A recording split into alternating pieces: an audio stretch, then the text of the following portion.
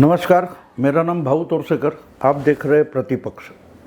दोस्तों, अब बार बार ये मैं कह चुका हूँ कि 15 फरवरी मंगलवार को संजय राउत शिवसेना के जो नेता है, उन्होंने जो पत्रकार परिषद ली थी, जिसकी एक्चुअली जो एक सभा थी या भाषण था, और उसमें जो बड़ी बड़ी बातें कही थी, अब तो बीजेपी के ये नेता वो नेता जेल जाएंगे, ये होगा वो होगा, उसमें से कुछ भी नहीं हुआ है।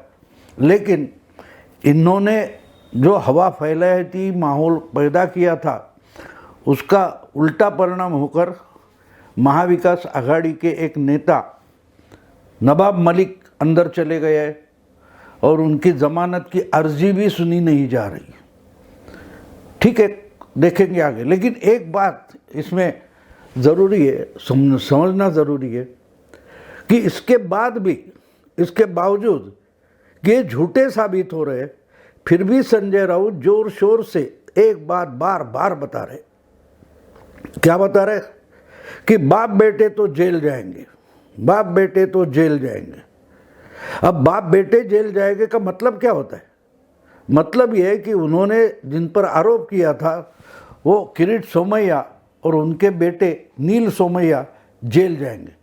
अब देखिए, एक तरीके से ये खुद दूसरे के घर में बेटे, वाइफ, पत्नी, इन पर आरोप लगा रहे, और खुद इतने गुस्से में क्यों है? तो इनकी बेटियों की शादी में जो कुछ खर्चा हुआ उसकी इंक्वायरी हुई, उसका इनको गुस्सा आ रहा है, और खुद जो चिल्ला रहे हैं वो दूसरे के घर में दूसरे के बेटे, बेटियां, पत्नियां, उन पर आरोप लगा रहे। कोई बात नहीं, कोई बात नहीं, करने दो। सवाल ये होता है, आरोप कुछ भी करो, लेकिन आरोप जब सिद्ध करने की ये आती है तो आपको उसके सबूत देने पड़ते हैं। नहीं तो बातें तो हवा में कोई भी कुछ भी कर सकता है, कुछ भी कर सकता है। पाकिस्तान के इमरान खान क्या कर रहे हैं? बकवास तो करते हैं, तो ये यहाँ क्या और कर रहे? अब देखिए, लेकिन इनकी पोल खोल करना ज़रूरी होता है, इसलिए ये सब्जेक्ट लेना पड़ता है, विषय लेना पड़ता है। मराठी मीडिया में तो बार बार आता रहा, किरीट सोमैया गया, किरीट सोमैया बाप बेटे जेल में गए। ये हम 15 दिन से बार बार सुन रहे, लेकिन उसकी कहीं तैयारी भी नहीं दिखाई दे रही। हाँ ठीक है भैया, नवाब मलिक को भी पकड़ने की कोई तैयारी नहीं हो रही थी, किसी को पता नहीं था। जब उनको उठाकर ईडी के ऑफिस में लाया गया, उसके बाद खबर फैली कि अरे नवाब मलिक को उठाया ईडी ने। तो इसके पहले ईडी ने बहुत सारे लोगों के बारे में ये डायरेक्ट कार्रवाई की है। बातें, ये प्रेस कॉन्फ्रेंस लेके बातें फैलाकर माहौल खड़ा करके ईडी ने कुछ किया नहीं, ना सीबीआई ने किया। लेकिन अगर महाराष्ट्र गवर्नमेंट की बात हम करें, महाविकास आघाड़ी की बात करें, तो ये चिल्लाते ज़्यादा है, गरजते बरसते तो नहीं, बिल्कुल बरसते नहीं।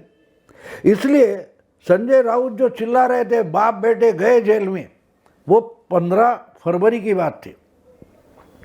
2 दिन बाद, यानी उस वक्त पर वो जो बड़ा इवेंट किया इन्होंने, पत्रकार परिषद नाम का, उस इवेंट के बाद ये खुद वर्षा बंगले पर गए थे चीफ मिनिस्टर से मिलने, और उन्होंने क्या पराक्रम किया बताने गए थे।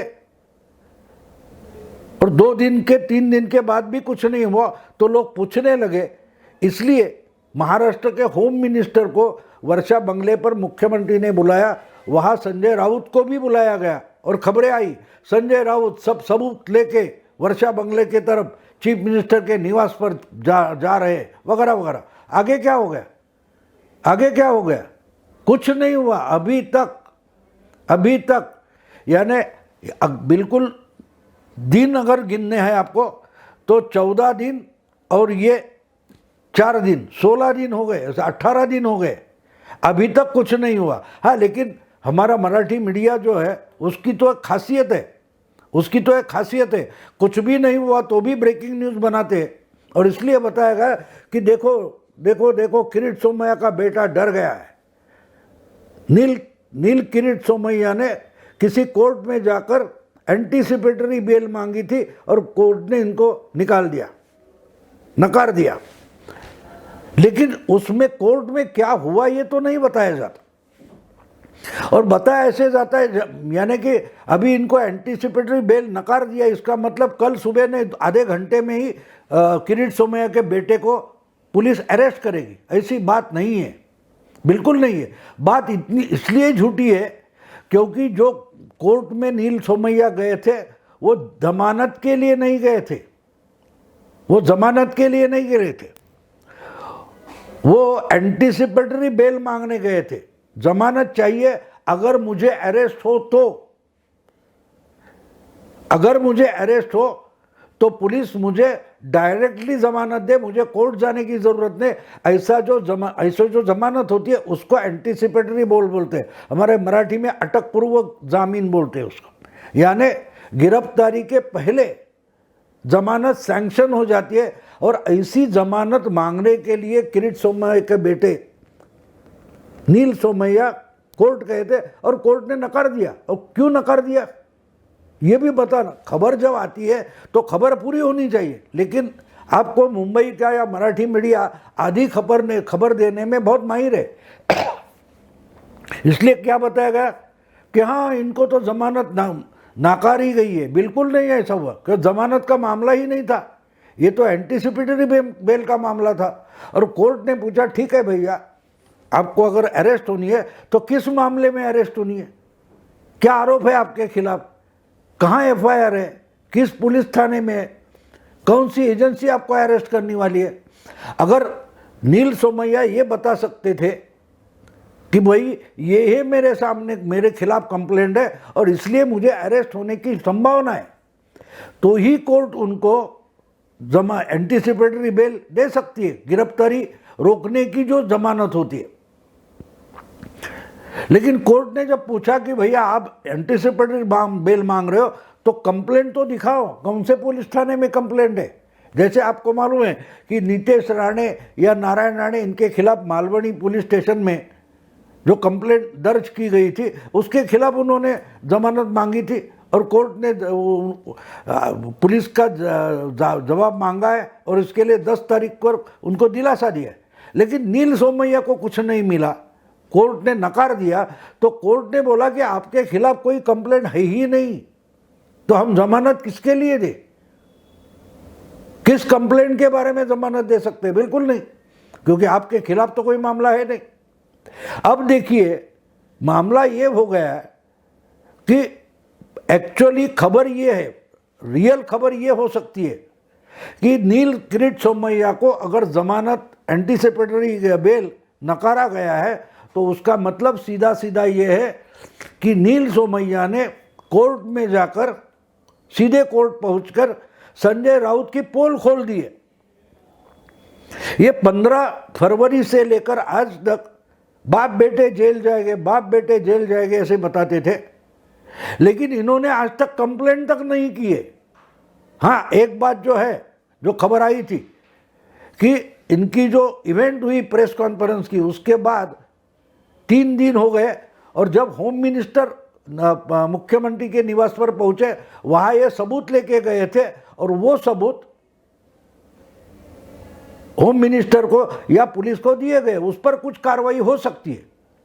लेकिन अगर वो सबूत कोर्ट में टिकने वाले सबूत नहीं होंगे, जिसकी इंक्वायरी करने जैसा कुछ होगा ही नहीं, तो उसमें मामला ही नहीं बनता, और मामला ही नहीं बनता तो एफआईआर भी दर्ज नहीं होगा, और जब एफआईआर दर्ज नहीं हुआ है तो किसी को एंटीसिपेटरी बेल कैसे मिल सकती।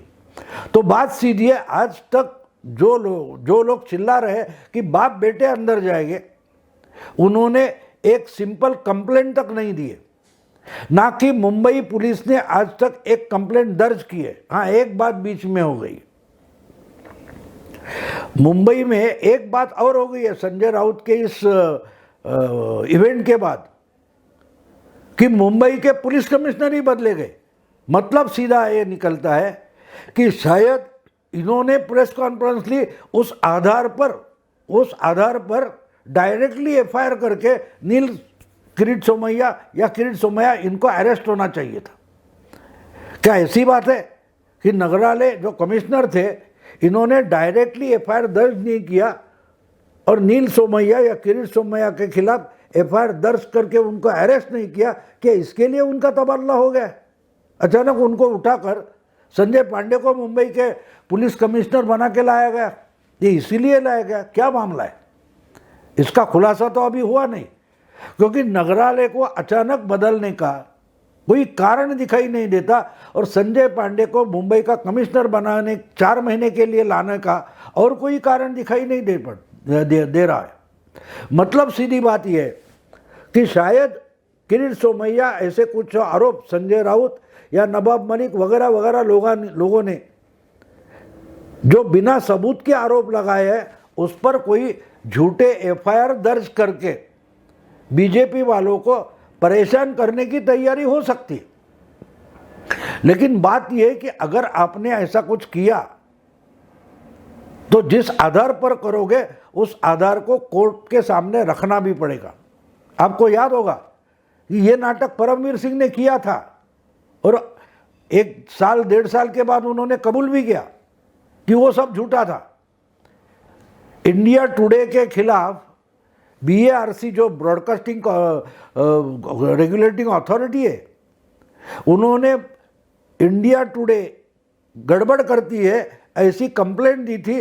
इन्होंने इंडिया टुडे के जगह पर रिपब्लिक के खिलाफ एफआईआर दर्ज करने का नाटक किया और कोर्ट तक नहीं गए क्योंकि कोर्ट के सामने ये सबूत रखने के लिए इनके पास सबूत नहीं था। बिल्कुल वही केस संजय राउत की इवेंट की है। इन्होंने आरोप तो बहुत किए, लेकिन आज तक ना मीडिया के सामने कोई कागज रखे, सबूत रखे, ना किसी पुलिस थाना या कोर्ट में जाकर कागज रखे कि भाई ये देखो, ये किरीट सोमैया का घोटाला है, भ्रष्टाचार है, धपला है, जो कुछ है वो, चलो इस पर कार्रवाई करो।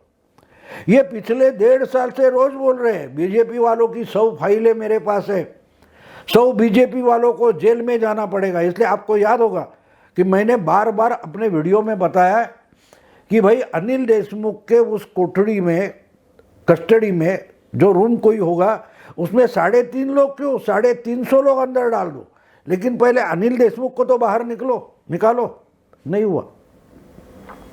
मुद्दा इतना ही है दोस्तों, मुद्दा बिल्कुल सीधा है कि ये कागज फड़फड़ा कर कुछ भी बोलते हैं। आपको याद होगा परमवीर भी कागज दिखाकर बोल रहे थे कि अर्नब के खिलाफ TRP का मामला है, फक्त मराठी और कोई 2 छोटे मराठी चैनल और रिपब्लिक।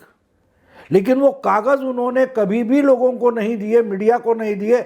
जो कुछ मीडिया वालों ने ढूंढ लिए और दिखा दिया कि मामला इंडिया टुडे के खिलाफ है, रिपब्लिक के खिलाफ नहीं। लेकिन ये चिल्लाते रहे, मीडिया झूठी बात दिखाते रहा और आज 1 साल बाद वही परमवीर बोलते हैं कि TRP का जो मामला रिपब्लिक के खिलाफ था वो अनिल देशमुख ने प्रेशर डालकर झूठा मामला डालने को कहा था। तो आज क्या नगरालय ने वो काम नहीं किया, इसलिए उनको हटाया गया कि हमने आरोप किए थे, हमने झूठे आरोप किए थे, हमने कागज फड़फड़ाए थे। तो आपने किरीट सोमैया, नील किरीट सोमैया, इनके खिलाफ एफआईआर क्यों नहीं दर्ज किया, क्यों एक्शन नहीं शुरू की? तो चलो तुमको ही हटाते। और क्या संजय पांडे को इसी कारण से लाया गया? वो तो आगे चलकर पता चलेगा। आज की बात इतनी है कि जो पिछले 18 दिन से संजय राउत रोज के रोज बाप बेटे जेल में जाएंगे, बाप बेटे जेल में जाएंगे, बाप बेटे जेल में जाएंगे, ऐसी घोषणाएं दे रहे हैं ना, दिल्ली से लेकर मुंबई तक। उस मामले में इन्होंने आज तक एक भी एफआईआर तक दर्ज नहीं किया है, ना सिंपल कंप्लेंट की है। ये कंप्लेंट की कॉपी भी नहीं दिखाते कि भाई मैंने होम मिनिस्टर के पास ये लेटर दिया है। फिर वो बोलते हैं कि प्राइम मिनिस्टर के पास 15 पेज का लेटर भेजा है। कहाँ है वो पेज, कहाँ है, क्या है उसकी डिटेल? आज तक तो फिर बातें बनाते रहे।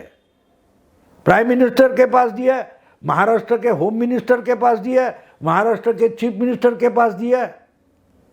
इसका मतलब सीधा है कि एंटीसिपेटरी बेल मांगने के लिए किरीट सोमैया के बेटे नील किरीट सोमैया ने कोर्ट